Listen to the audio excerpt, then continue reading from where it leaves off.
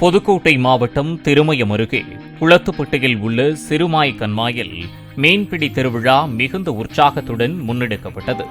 மீன்பிடித்தல் தொடங்கும் முகமாக வெள்ளை துண்டு வீசியதும் அனைவரும் ஒரு சேர ஓடிச் சென்று ஊத்தா குத்து, கூடை, வலை உள்ளிட்டவற்றை கொண்டு போட்டி போட்டு கிராம மக்கள் மீன்பிடித்தனர்.